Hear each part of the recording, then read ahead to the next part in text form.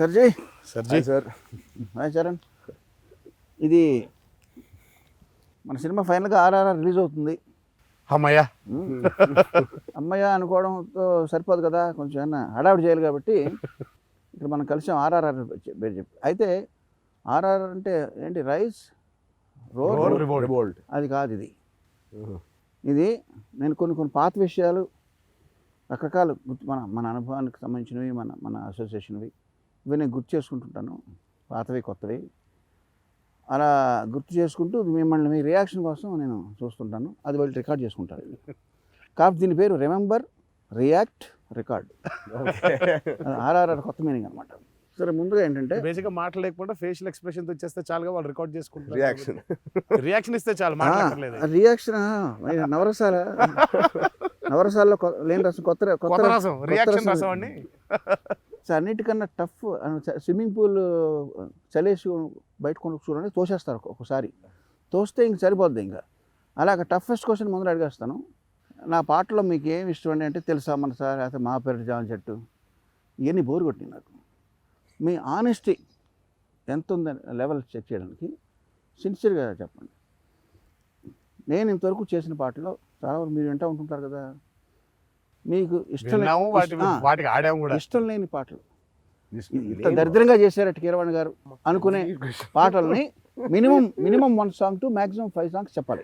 నిన్న మోడడం అంటే ఇదా, మినిమం 1 టు మాక్సిమం 5 అండి. అమ్మా అయ్యి బాబోయ్, నిజంగా అది ఏదో చెప్పాలని చెప్పడం కాదు, నిజంగా మీకు అది ఇష్టం లేకుండా ఉండాలి. నాకు నిజంగా భీమవరం బుల్లోడ పాల్గొన పాట నచ్చదు నాకు. ఓహో, అది నచ్చదు నాకు, అసహ్యం. అంటే అది మరి అది ఎందుకో నాకు ఆ లిరిక్లు నచ్చకపోవడం వల్ల, లేకపోతే అది ఏంటో నాకు అది అది నాకు ఇరిటేషన్, నాకు చాలా అది నచ్చదు అసలు నాకు. మంచి బీట్ సాంగ్ సార్ ఇది. అంటే నీకు నచ్చలేదు, ఇక్కడ నచ్చింది నీకు మరి. సార్ నాకు నచ్చకపోవడం అనేది లేదు, మీ అన్ని హిట్ సినిమాలే చూసాను నేను. అలా కాదు సాంగ్స్ ఇప్పుడు గుడ్ సినిమాలు చూసినా చూడకుండా పాటలు వింటుంటాం కదా. సార్ రీసెంట్గా ఒక సినిమా చేశారు సార్, నేనా ఈ 2021లో ఒకటి ఏదో రిలీజ్ అయింది మీది. ఓకే, దాని పేరు నాకు గుర్తులేదు సార్. పాట గుర్తుందా? లేదు సార్, పాట గుర్తులేదు. మీరు ఎవరైనా మంచి సాంగ్స్ గుర్తుపెట్టుకుంటాం కానీ ఇలాంటి సాంగ్స్ నచ్చలేదు కాబట్టి పాట గుర్తే లేదు కదా. అరేంజ్ అయిపోయింది మైండ్. 2021లో జరిగిన సినిమా భయ్య కిరణ్ గారిది. మన పాటలే రిలీజ్ అయ్యి 2021 కాదు కాదు, ఇంకోటి చిన్న సినిమా చేశారు సార్ ఈ మధ్య రిలీజ్ అని అంటే గుర్తు రావట్లేదు నాకు కూడా. అంటే మా చరణ్కి ఒక అలవాటు ఉంది, అది మరి ఇంటర్వ్యూ ద్వారా బయటకు పెట్టొచ్చలేదో నాకు తెలియదు కానీ, మా చరణ్కి ఒక అలవాటు, ఒక మనిషికి ఒక పేరు ఉంటుంది కదా సర్జీ, ఆ పేరు ఆయనకి ఎక్కదు ఫస్ట్. అంటే ఆ పేరును ఓన్ చేసుకోవడానికి కాసేపు టైం పడుతుంది. అంటే వేరే ఇష్టం ఉండదా ఎక్కడ అర్థం అది అంటే కాదు, తనకి గుర్తుండదు ఆ పేరు. ఇప్పుడు మామూలుగా సరదా కాసేపు నేను తారక్ అని వెళ్ళాను అనుకోండి, పరిచయం అనుకోండి, ఓకే కలిసేసిన తర్వాత నెక్స్ట్ మూమెంట్ అదే మన కారకేడి ఉంటుంది, కారక్ అది ఏదో చేసేస్తారు దాన్ని ముందు వెనకాల కరెక్ట్ గా పెట్టి మధ్యలో కిచిడి అయిపోద్ది అది. అలా నాకు తెలిసి ఈ 2021 ఒక సినిమా అంటే ఆయన ఎవరో కొట్టిన పాటకి మీరు అనుకుంటాడేమో అనుకుంటాను నేను. అది కూడా ఉంటుంది, చాలా ఛాన్స్ కూడా ఉంటుంది. లేకపోతే మనోడు చెప్తాడు చెప్పద్దు ఆగిపో పాజ్ బటన్ మొత్తానికి. కానీ ఆ పేరుని ఎంత కాన్ఫిడెంట్ గా తను చెప్తాడంటే, పాప మాకు సుమేర్ అని మనకు స్విమ్మింగ్ అండర్ వాటర్ షాట్, అది నిజమైన పేరే. Fantastic scuba diver instructor sir. మా ఇద్దరికి తనకు బాగా తెలుసు. అది సుమేరు అయి ఉంటుంది, సుమేరు పర్వతం కదా, సుమేరు అయి ఉండాలి. సుమేర్ తన పేరు. సుమేర్. సార్ అయిపోయింది, సార్ ఎంట్రీ సమీర్ అన్నాడు చాలా కాన్ఫిడెంట్గా. వాడు సార్ అన్నాడు, నేను అవును నీ పేరు సుమేర్ కదా, నువ్వు సమీర్కి రెస్పాండ్ అవుతున్నావు ఏంటి? తప్పుగా అన్నది, నేను తప్పుగా గుర్తుపెట్టుకున్నానా పోనీ అని. తర్వాత నెక్స్ట్ డే సుమిత్ అన్నాడు. సుమిత్ అంటే సుమేర్ సమీర్ పక్క పక్కన ఉన్నాయి, ఒకలా ఉన్నాయి. సుమిత్ అన్నాడు అనగానే వాడు సార్ అన్నాడు మళ్ళీ. సుమేర్ కాదు సమీర్ అనుకుంటే, సమీర్ కాదు సుమిత. నేను అన్న నీ పేరేంటి అన్నా, సుమేర్ అండి అన్నాడు. మరి సమీర్కి సుమిత్కి ఎందుకు పలికావంటే, అంటే ఆయన పాపం పిలుస్తున్నారు కదా, I don't want to not respond or correct him and that's why I am responding అని.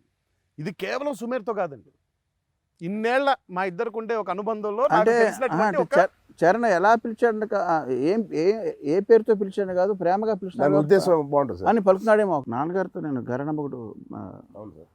పనిచేసిన రోజుల్లో ఒకసారి కూర్చుని ఒక గ్రీన్ రూమ్లోనే ఒక దోశలు తింటున్నాం, బ్రేక్ఫాస్ట్. నాన్నగారు నేను కూర్చున్నాం. ఆయన అప్పుడు కిరణ్ గారు ఈ వీడియో క్యాసెట్స్లో ఎన్టీఎస్సి సిస్టమ్ అని పాల్ అని 2 ఉంటాయండి అని నాకు యాక్చువల్లీ తెలియదు అప్పటికి. అప్పుడప్పుడే అన్నీ నేర్చుకుంటున్న టైము ఉంటాయండి. అది ఇది వేరే వేరే ప్లాట్ఫామ్స్ అవి, ఓ దాంట్లో ఒకటి పనిచేయదు అని ఆయన ఎడ్యుకేట్ చేశారు. ఏది ఒక పక్కన వెళ్ళాలి అంటే అంత ఫ్రెండ్లీగా చెప్పడం అనమాట.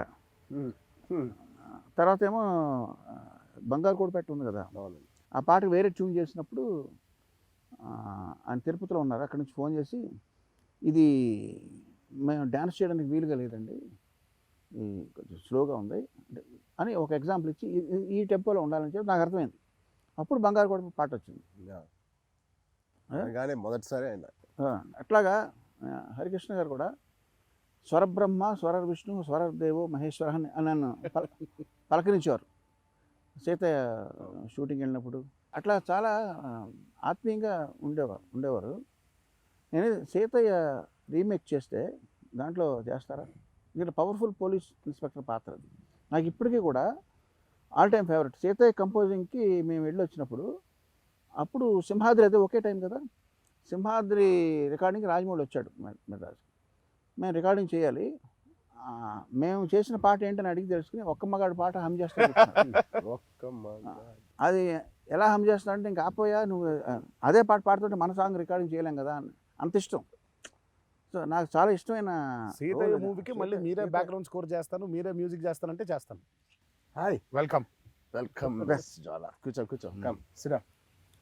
రీమిక్స్ లాగా కూర్చో. కానీ ఉండాలి, కానీ అందులో ఒకటి మాత్రం ఖచ్చితంగా ఉండాలి, వినబడదు, వినలేదు వినడు.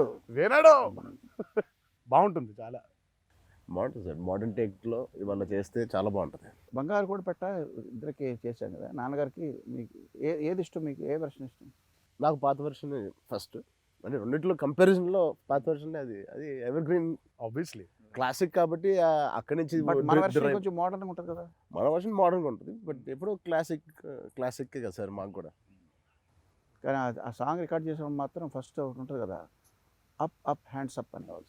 అది ఎవరు మన వాళ్ళు అనలేకపోయారు, మన సింగర్లు ఎవరు అనలేకపోయారు. నేను ట్రై చేశాను, ఆ పవర్ రాలేదు. అప్పుడు ఏం చేసామంటే బాలుగారు పాడిందే పాత వెర్షన్లోది పీస్ కట్ చేసి దాన్ని శాంపుల్ చేసి దీంట్లో వాడాం. తర్వాత బాలుగారు అడిగారు ఏంటి నా వాయిస్లా ఉంది అని అడిగారు. మీకు చెప్పడం మీ వాయిస్ లాగేంటి మీదేనండి అని చెప్పి లతా మంగేష్కర్ గారు అయితే శ్రేయ ఘోషల్ అలా పేర్లు చెప్పకుండా మన లోకల్గా మన పాడే ఫీమేల్ సింగర్స్లో మీ ఫేవరెట్ సింగర్లు ఎవరు? అంటే ఇది పాటను బట్టి ఉంది సార్. ఈ మధ్య పాటను బట్టి ఒక్కొక్క పాటలో ఒక్కొక్కళ్ళు పాడడం చాలా ఇదిగా ఉంటుంది. నాకు అరవింద సమేతలో రెడ్డమ్మ తల్లి పాట మోహనా భోగరాజు గారు అనుకుంటా, Mohana Bhogaraju, I love that voice. ఆవిడ వాయిస్ చాలా, అంటే ఆ ఊరికి ఉత్తరాన పాట చాలా సినిమాకి అసలు మీ దృష్టిలో పడింది ఆ వాయిస్. అంటే మాకేంటంటేనండి అసలు మూవీ అప్పుడు లేదు అది, ఆ లాస్ట్కి బుల్లెట్ బండి తనే. సో తమను అండ్ అవును త్రివిక్రమ్ గారు ఫీల్ అయ్యి ఇక్కడ ఏదైనా ఉంటే బాగుంటుందని అప్పటికప్పుడు అనుకుని రాసిన పాట. అంటే ఆ వాయిస్ అంతా న్యాయం చేసింది సినిమాకి.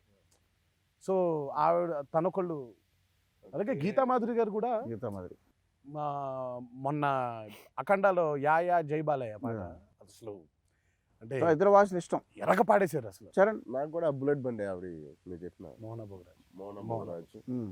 ఇంకా సాయి పల్లవి పాట ఒకటి వచ్చింది ఈ మధ్య, పెద్ద హిట్ అయింది, తన కుడి భుజం మీద సారంగధరి. ఆవిడది బాగా స్ట్రాంగ్ వాయిస్ అని అనిపిస్తుంది. మంగళి ఆవిడది చాలా బాగుంది, చాలా. సో ఏమైనా మీరిద్దరు చాలా పవర్ఫుల్ హీరోలు కాబట్టి పవర్ఫుల్ వాయిస్లు అంటే ఇష్టపడుతున్నారు. నాకు ఒక కామన్ పాయింట్, నేను దాన్ని సూత్రీకరించాల్సి వస్తుంది. మీరు షూటింగ్ లొకేషన్కి దూరంగా ఒక గెస్ట్ హౌస్లో పడుకుని నిద్రపోయారు. నిద్రపోయిన తర్వాత లేచి ఏదో ఒక ఊళ్ళో రాజస్థాన్లోనో ఇక్కడ బీహార్లో మెలకు వచ్చింది. మీ పక్కన సెల్ ఫోన్ తీసుకున్నారు, సైలెంట్లో ఉండి పెట్టుకుని నిద్రపోయారు. 4 మిస్డ్ కాల్స్ ఉన్నాయి. ఇక్కడ నుంచి నడిచి లొకేషన్కి వెళ్ళొచ్చు, రిసార్ట్కి వెళ్ళొచ్చు. అక్కడికి వెళ్ళాక అందరూ ఉంటారు, మన యూనిట్ మెంబర్స్ అందరూ ఉంటారు. బట్ 1% అందులో ఉంది బ్యాటరీ. 4 మిస్డ్ కాల్స్, అందులో ఏది అటెండ్ అవుతారు? 1 రాజమౌళి, ఎంఎం శ్రీవల్లి, కార్తికేయ, డివివి దానయ్య గారు. 4 మిస్డ్ కాల్స్ ఉన్నాయి. శ్రీవల్లి, ఆ? ఎంఎం శ్రీవల్లి. అంతేనా? ఏంటి రీజను? అంటే నేను ఆవిడ అమ్మ అని పిలుస్తాను. అదే మీకు నాకు ఎప్పటి నుంచో అలవాటు. ఓకే, మామూలుగా మా అమ్మని అంటే అమ్మ తర్వాత ఆవిడ నిజంగా ట్రూగా తిడతానా? మిగతా వాళ్ళు అయితే అంటే నాకు తెలిసి నన్ను అంతగా తిట్టే హక్కు మా అమ్మ ఏమో ఇప్పుడు తిట్టడం మానేసింది. అంటే మరీ పెళ్ళైపోయి ఇంట్లో పెళ్ళ ముందు తిడితే బాగోదేమోనని. కానీ ఎప్పుడు పెద్ద తిట్టేది కాదు. కాకపోతే నన్ను తిట్టే ఆడవాళ్ళు వీళ్ళిద్దరే, తిట్టగలిగే హక్కున్న ఆడవాళ్ళు వీళ్ళిద్దరు. ఓకే, ఎవరు? మా రామగారు, అదే నేను ముద్దుగా అమీన గారు అనుకుంటాను, అండ్ వల్లమ్మ. సో వల్లమ్మ ఉంటే వల్లమ్మకే చేస్తే మిగతా మురికి చేసినట్టే. అందరూ అంతే. అందరూ ఒకే యూనిట్లో ఉన్నారు కాబట్టి మ్యాటర్ అర్థమైపోద్ది. సరే, సేమ్ క్వశ్చన్ చరణ్. Yeah. ఇదే సిచ్యువేషన్లో మీరు ఉన్నప్పుడు 4 మిస్డ్ కాల్స్ ఉన్నాయి. 1 చిరంజీవి గారు, 2 Upasana, 3 MM Keeravani, 4 New Jersey Ram Charan Tej presidents fans association president XYZ New Jersey నుంచి. ఈ 4 మిస్డ్ కాల్ వెళ్ళే లొకేషన్ కూడా ఒకటే, వెళ్ళే లొకేషన్ షూటే. అదే ఎక్కడో చోట వాళ్ళు కూడా అక్కడే ఉన్నట్టు. ఒక్క కాల్ వరకే పనిచేస్తుంది. ఒక కాల్ వరకే 1% బ్యాటరీ. ఒక కాల్ అటెండ్ అయితే మన బ్యాటరీ ఫోన్ కట్ అయిపోద్ది. ఈ 4 మిస్డ్ కాల్స్లో ఏది అటెండ్ అవుతారు? చిరంజీవి గారు, మీరు, ప్రెసిడెంట్, ఉపాసన. చిరంజీవి గారు నాకు తెలిసి డెఫినెట్గా చిరంజీవి గారే. అంటే నాన్నగారన్నా? ఆయనకి పెట్టేస్తే ఆయన మిగతా వాళ్ళని చూసుకుంటారని. అలాగా? నేనేమనుకున్నానంటే చిరంజీవి గారు రోజు చేస్తారు ఉంటారు, కలిసే ఉంటారు కదా. యాక్చువల్గా కిరణ్ గారికి చేస్తాను, ఉపాసన కూడా రోజు కాదు మీకు చేస్తాను, ఎందుకంటే అది వెరీ రేర్ గా వచ్చే కాల్ మీది. అది చెప్తారేమనుకున్నా.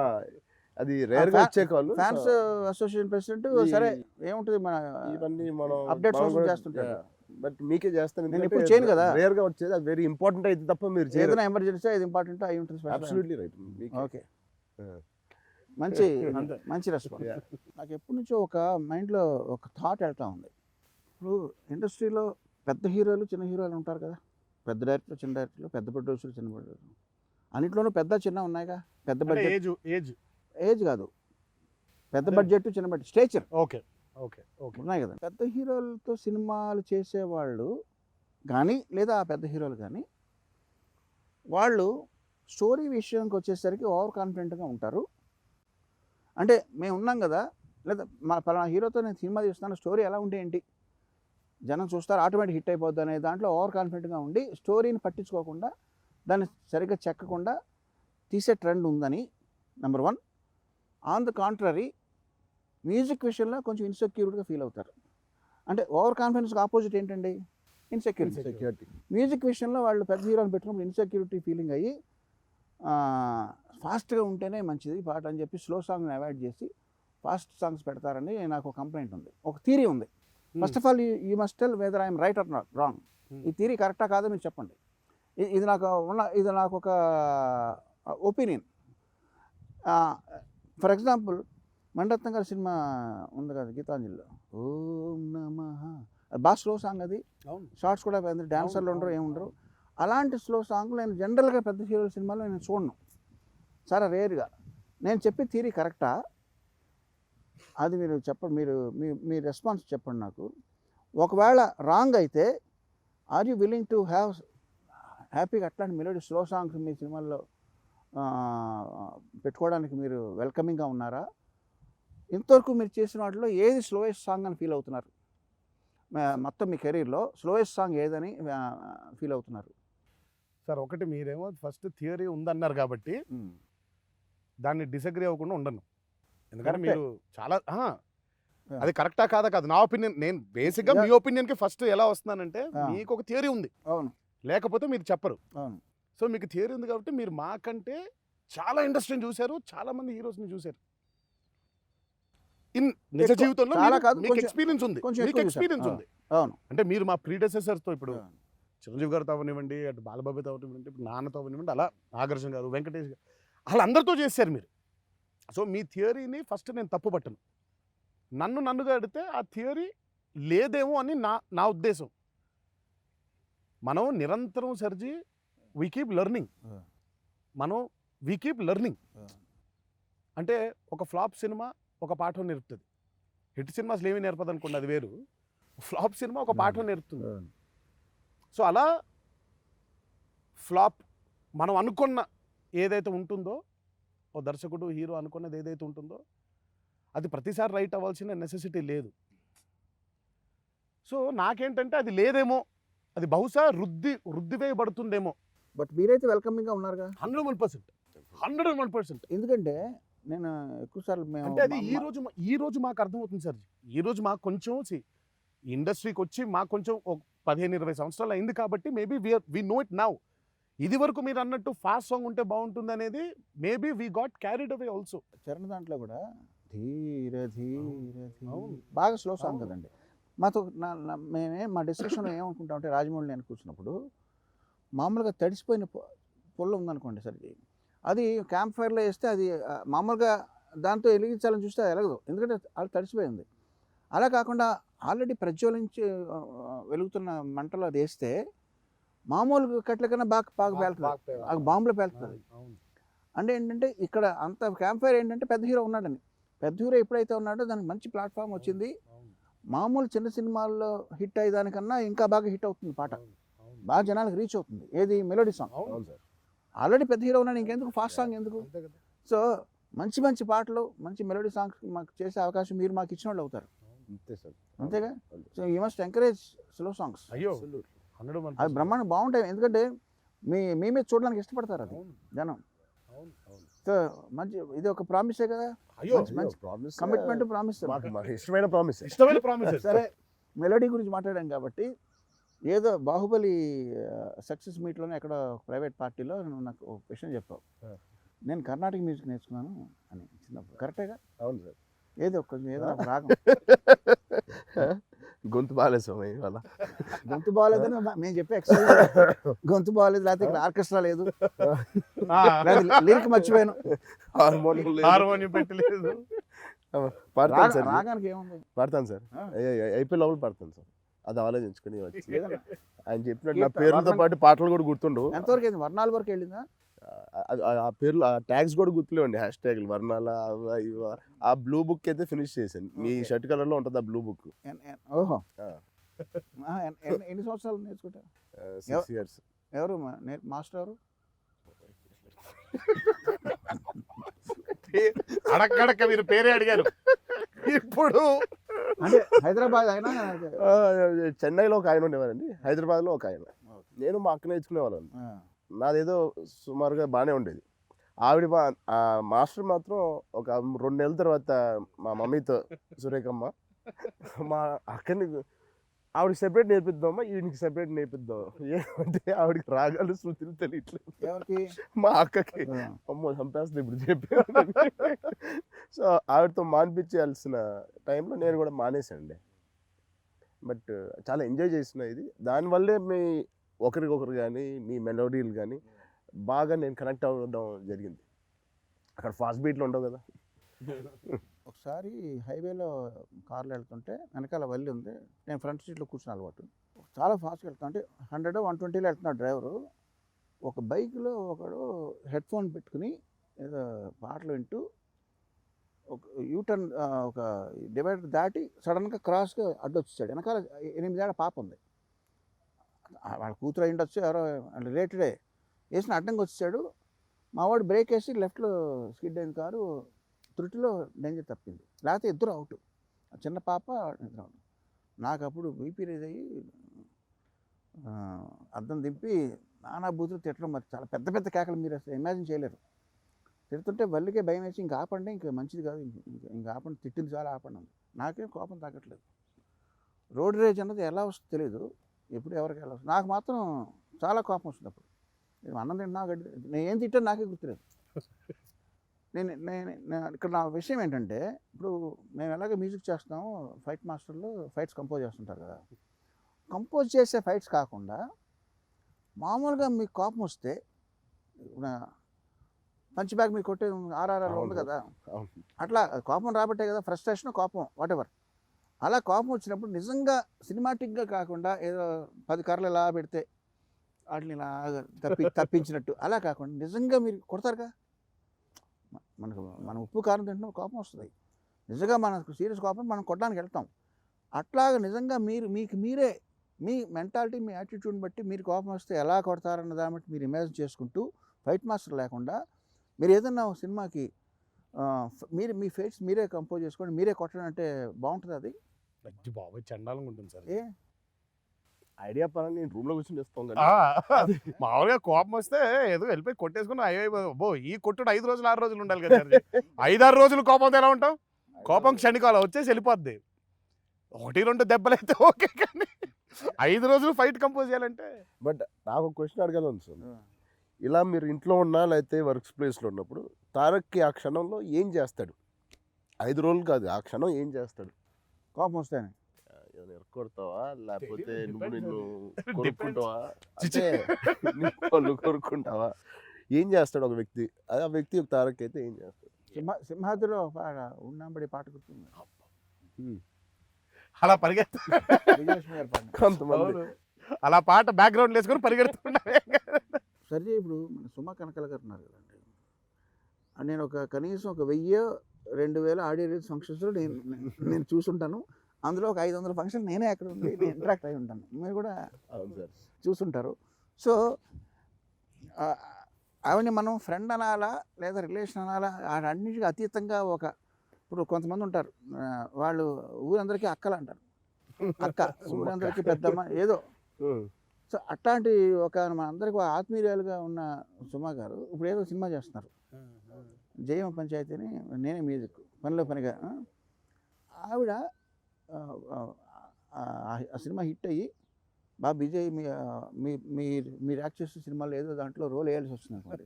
ఏ రోల్ అయితే బాగుంటుంది? నీ పక్కన ఏ రోల్ అయితే బాగుంటుంది? ఏ రోల్ అయితే ఎలాంటి రోల్ అయితే బాగుంటుంది? సుమకి బాగా మంచి ముసలమ్మ రోల్ ఇవ్వాలి. ఓ నాయనమ్మో అమ్మమ్మో కొంచెం చాదస్తం ఉంది సుమకి. నిర్మలమ్మ గారు ఒకప్పుడు మనకి నిర్మలమ్మ గారు ఉన్నారు కదా, ఈ రోజు లేరు. సో మనకి ఛాయాదేవి గారు, సూర్యకాంతం గారు, నిర్మలమ్మ గారు, ఇక తర్వాత లేరు ఎవరు. కొంచెం నోరు పెద్దగా ఉండి సుమ అక్కడ సెట్ అవుద్దేమో అని నా ఫీలింగ్.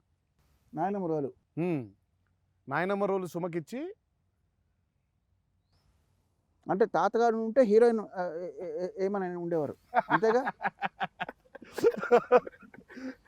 చరణ్ ఒక మంచి పంచాయతీ ఉంటే అది సార్ట్అవుట్ చేసే ఆవిడలాగా, ఏదైనా ఇద్దరు ఒక సమస్య ఉంది సినిమాలో, ఒక ప్రాబ్లం వచ్చింది, మధ్యలో దాన్ని ఒక కామికల్గా అందరినీ ఎవరిని హర్ట్ చేయకుండా ఈజీగా సర్దుపోతూ దాన్ని.